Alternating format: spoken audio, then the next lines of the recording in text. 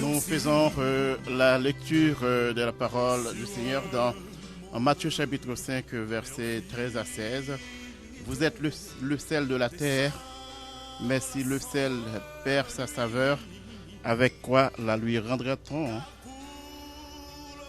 Il ne sert plus qu'à être jeté dehors et foulé aux pieds par les hommes. Vous êtes la lumière du monde. Une ville située sur une montagne ne peut être cachée. Et on n'allume pas une lampe pour la mettre sous le boisseau, mais on la met sur le chandelier et elle éclaire tous ceux qui sont dans la maison. Que votre lumière luise ainsi devant les hommes, afin qu'ils voient vos bonnes œuvres et qu'ils glorifient votre Père qui est dans les cieux. Voici pour vous, chers auditeurs, le temps de la vérité. C'est vous qui êtes le sel de la terre et la lumière du monde. Nous avons vu semaine dernière, chers amis, que les disciples de Jésus sont le sel et la lumière de l'humanité. Nous qui sommes les disciples de Jésus-Christ et sommes dans le monde pour faire connaître aux hommes et aux femmes qui n'ont pas encore fait la paix avec Dieu, les vertus de Dieu et le primat des valeurs spirituelles et éthiques que révèle l'Évangile. Nous avons dit que Christ, pour notifier ce qu'est l'Église, en réalité pour le monde, cite deux exemples connus, le sel et la lumière. Nous avons commencé cette série avec le premier exemple, tout en posant cette question à savoir quelle est l'utilité du sel. Nous avons vu que le sel n'a pas qu'une utilité. Il y a au moins 14 000 usages du sel. Nous avons dit que nous allons voir au moins 3 de ces utilités. La première utilité, c'est qu'il est employé comme assaisonnement. Alors, si l'Église est le sel de la terre, elle existe pour assaisonner le monde, pour relever le goût de l'humanité, pour indiquer aux humains le chemin de la vérité, le vrai sens de la vie et l'amour de Dieu pour le monde. La deuxième utilité du sel que nous allons voir aujourd'hui, c'est qu'il est un agent de conservation. Dans la vie courante, on conserve beaucoup de choses. On conserve des substances alimentaires, on conserve la viande, on conserve le poisson, etc. Pour conserver ces choses, on fait appel à des agents de conservation. Tous les anciens connaissaient l'utilité du sel pour conserver les aliments. Ils connaissaient aussi les propriétés stérilisantes du sel et s'en servaient comme médicament ou antiseptique selon 2 Rois, chapitre 2, versets 19-22. En tant qu'agent de conservation, le sel agit de 2 manières. Le sel agit premièrement pour empêcher la corruption des aliments. Le réfrigérateur n'existait pas à l'époque de Jésus, mais cet ingrédient est employé encore aujourd'hui pour la conservation de la viande et du poisson dans certaines régions du monde. Ainsi, les chrétiens sont des agents de conservation pour le monde. Ils agissent pour freiner la corruption de ce monde. Ils agissent pour contrecarrer ou pour réduire les effets des excréments que le diable produit dans notre société, tels que l'injustice sociale, la débauche, l'impureté, le dérèglement, l'idolâtrie, la cupidité, l'hypocrisie, le vol, la magie, les rivalités, les querelles, les jalousies, les animosités, les disputes, les divisions, les sectes, l'envie, l'homosexualité, etc. Ce sont tous des excréments du diable auxquels il faut faire attention. Toute société a besoin de l'influence du sel constitué par la présence des chrétiens, sinon elle risque d'être tombée en déconfiture.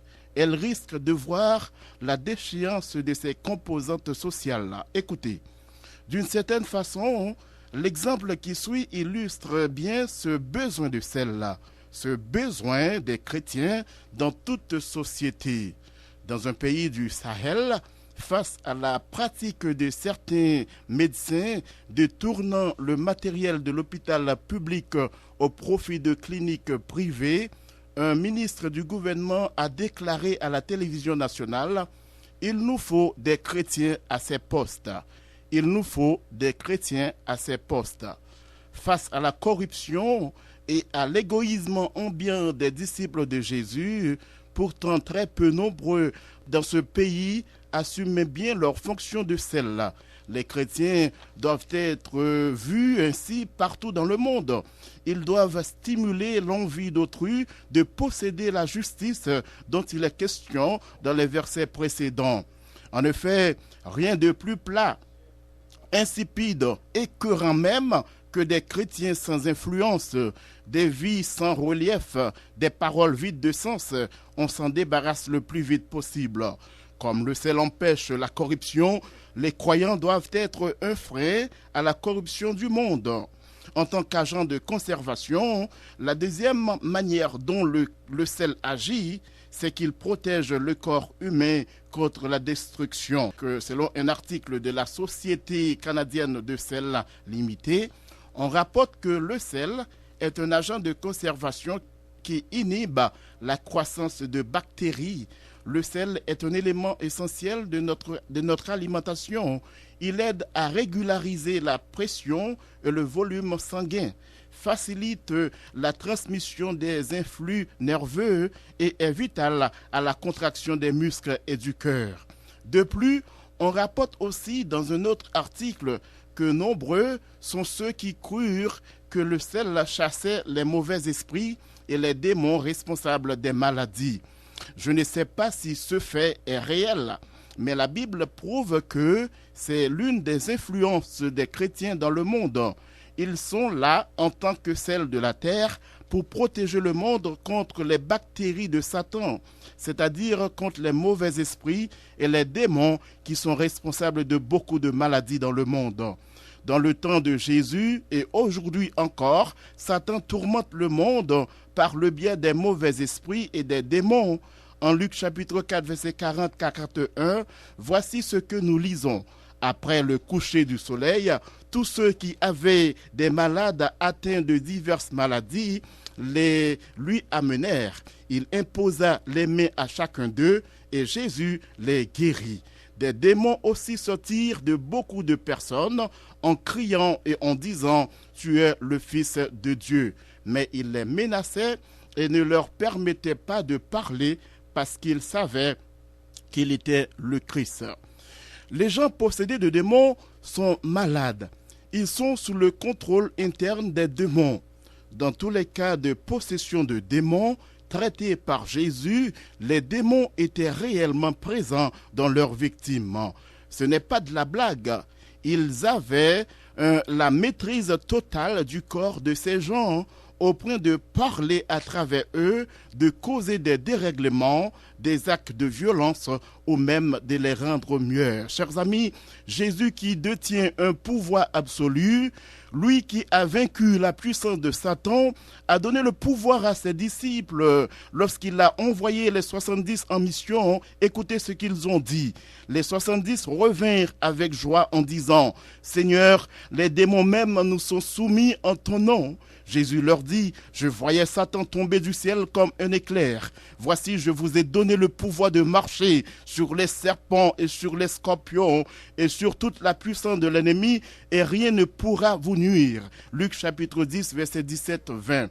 Et en Marc chapitre 16, verset 17, nous lisons, voici les miracles qui accompagneront ceux qui auront cru en mon nom. Ils chasseront les démons, ils parleront de nouvelles langues, ils saisiront des serpents. S'ils boivent quelques breuvages mortels, il ne leur fera point de mal. Ils imposeront les mains aux malades et les malades seront guéris. Ce sont les chrétiens, chers amis, qui sont chargés de faire ce travail, celui de protéger le monde contre les méfaits du diable, contre les manœuvres maléfiques, machiavéliques, destructrices de l'ennemi. Jésus nous donne à nous les chrétiens le pouvoir de marcher sur toute la puissance de Satan. Dieu nous donne d'être des agents de conservation contre les les maux de la société. Nous sommes le point de repère, c'est-à-dire la référence du monde. C'est pourquoi lorsque les malades sont condamnés par les médecins qui ne peuvent rien faire pour eux, ils se dirigent vers l'église et beaucoup ont trouvé la guérison.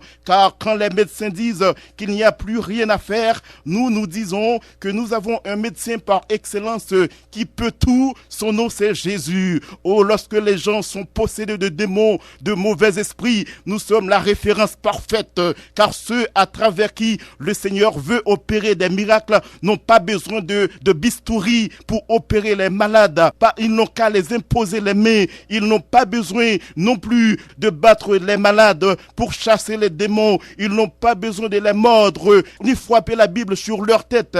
Ils n'ont pas besoin de porter un vêtement spécial blanc ou vert comme beaucoup le font, mais ils n'ont pas besoin non plus de faire de la démagogie, des simagris. Ils n'ont qu'à prier Dieu au nom de Jésus, car dans le nom de Jésus, les malades sont guéris. Dans le nom de Jésus, des démons sont chassés par ceux et celles qui se confient en lui et qui marchent dans sa volonté. Ceux qui se donnent à Jésus-Christ, ceux qui se consacrent à lui, ont cette assurance que Dieu peut opérer des miracles, que Dieu peut faire des merveilles dans la vie des gens, dans la vie de ceux qui sont malades, dans la vie de ceux qui sont possédés. Rappelez-vous, chers amis, en terminant, que la deuxième utilité du sel, c'est d'être un agent de conservation. Puisque les disciples de Jésus sont le sel de la terre, puisque nous qui sommes les disciples de Jésus-Christ, nous sommes le sel de la terre, nous sommes par ce fait même des agents de conservation pour empêcher la décomposition de ce monde en réduisant par notre présence, par nos actions, par nos prières, les effets des excréments du diable et pour protéger l'humanité contre la destruction en inhibant la croissance des bactéries sataniques et en chassant les mauvais esprits et les démons qui sont responsables de bien de maladies.